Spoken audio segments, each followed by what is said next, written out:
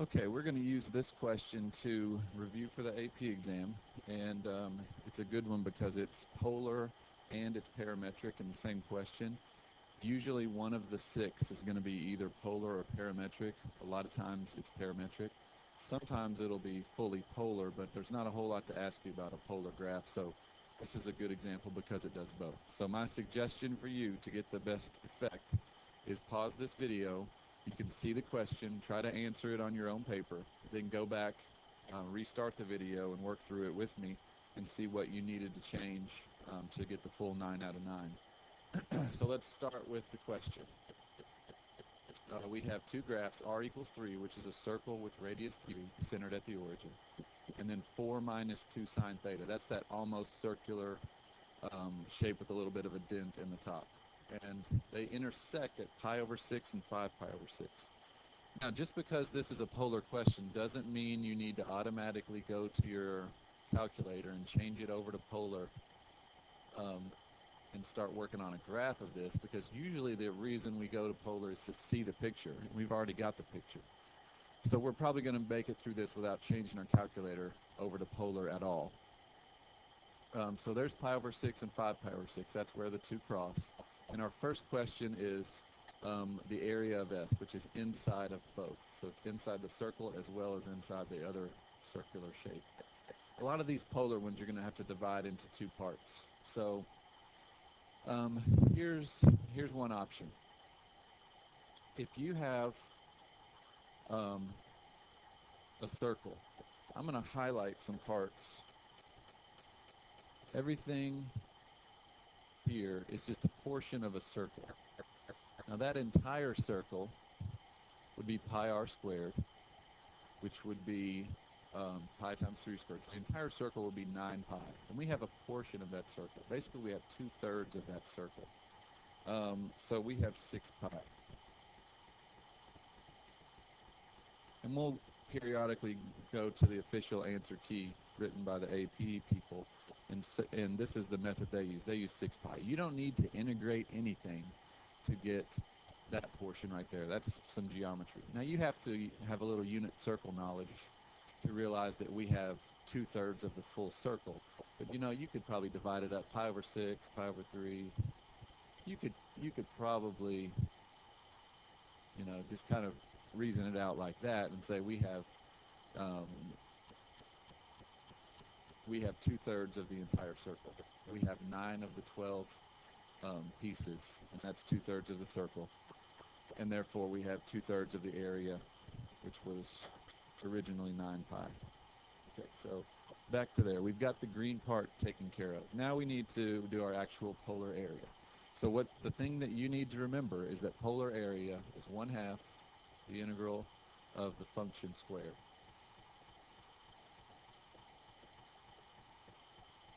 Okay, and then that starts, in this case, that's going to start at pi over 6 and into 5 pi over 6. So our complete area should be the 6 pi plus this much. 1/2 integral from pi over 6 to 5 pi over 6 of, now remember, when you integrate, you are going from the origin out to the function. So we're just doing little triangles of area all the way across there to get that full area. So we are integrating the 4 minus 2 sine theta.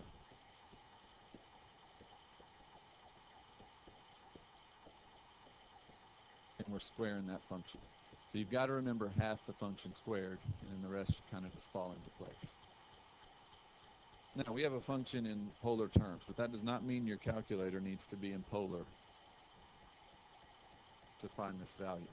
So what I've done is I've put 4 minus 2 sine theta squared into my y1, and I learned something neat the other day. If you go to integrate, nope, I don't want that there. Get back to my main screen. Math 9 is where I integrate. I want to integrate a function. So what you can do is you can put y1 in there, or you could just type the function again. But under y vars, I can integrate y1 with respect to x from pi over 6 to 5 pi over 6.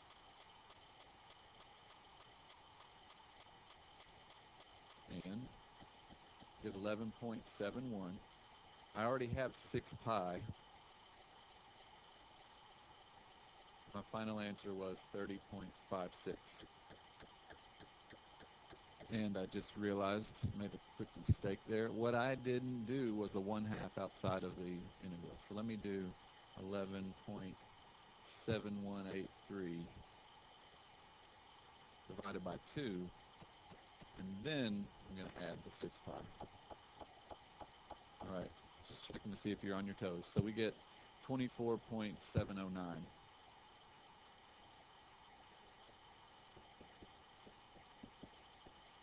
And I always suggest when you do these kind of problems, look at your picture and see that that's reasonable. You know, just go through and kind of square off some units. 1, 2, 3. You know, just kind of look and see. Count up the ones you can see. And you're not going to have full squares, but if you go and start looking at square units, 24 is reasonable.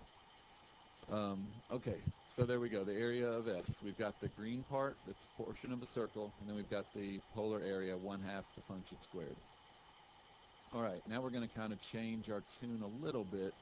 We're going to start working our way towards the parametric. When you see a particle, that's a clue that we're talking about parametric.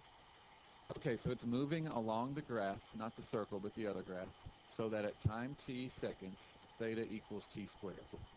Don't try to put a real-world visual on what's going on here. You know, who knows what this particle's about? It doesn't matter. We just take what's given to us. Find the time between 1 and 2 for which the x-coordinate of the particle's position is -1. So here's where we really start changing over to parametric. We need for its position in the x direction to be -1. So this is a big one too. You need to know this, and now you need to remember this.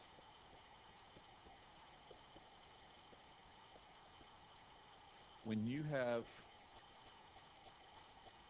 need to get the x portion, it's going to be r times cosine theta. If you need the y portion, it's r times sine theta.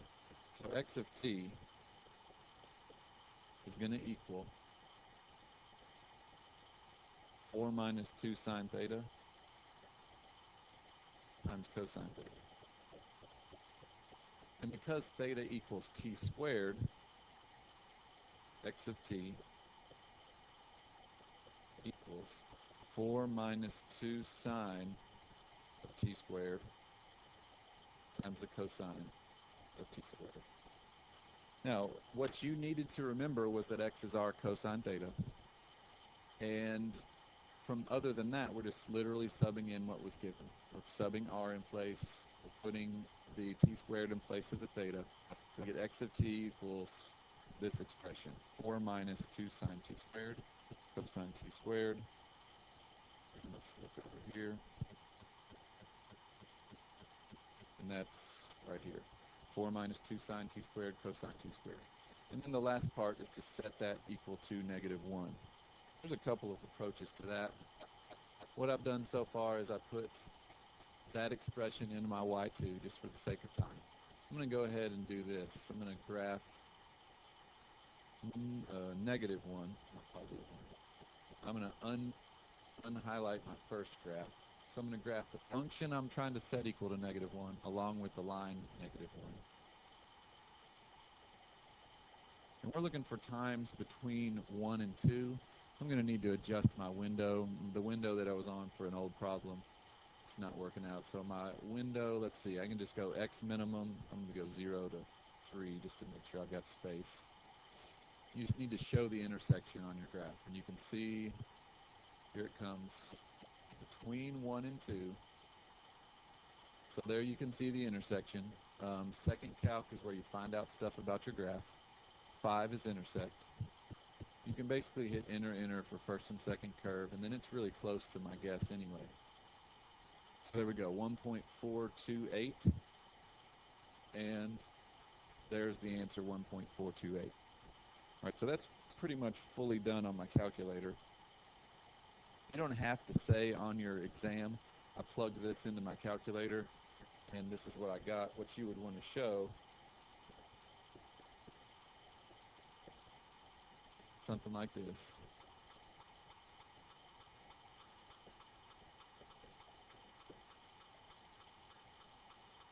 -1 equals my expression at time equals 1.428. All right, and in seconds. I don't know if it said anything about units. Yeah, seconds. So units are important if they use units. All right, so really the work there is done in your calculator, but you do need to remember x is our cosine theta and y is our sine theta. Okay, so now let's look through the rest. We've got part C. Get rid of some. Get rid of some of this so that we can keep looking at the question and still see the answer. For the particle described, for the particle described in part B, so the one moving along this curve, find the velocity vector, find the position vector in terms of t, and find the velocity vector at t equals 1.5. Position vector. We actually have half of the position vector right now. The thing you need to remember here is vectors are written in pointing parentheses, x part, comma, y part. And we already have the expression for the x part. It's the r cosine theta that we just subbed into. So this part right here, most of that, let's see, I'm going to reuse my old answer. 4 minus 2 sine t squared cosine t squared, that's the x part of the velocity vector. If you look back over here, excuse me, I said velocity, I meant position vector. What we just had is x of t. And y of t is the same as that, except it has a sine instead of a cosine, because y is our sine theta, x is our cosine theta. So, to finish off our first answer for part C, I'm going to take that and clone it, because they're almost the same, but take this cosine and make it sine. So there you go. Things to take from this to your AP exam. When it asks you for a vector in terms of t, you're just giving it a function that's broken into two parts. It should still have t in it.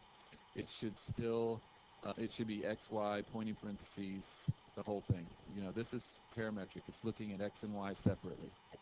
Now, when it asks you for a velocity vector at time t equals 1.5, that's when it wants just number, comma, number in the pointing parentheses. Now, remember your big application of calculus. You've got position, velocity is the derivative. So what I need to do is take the derivative of each of these things and sub in 1.5. All right, back to the calc. Get rid of this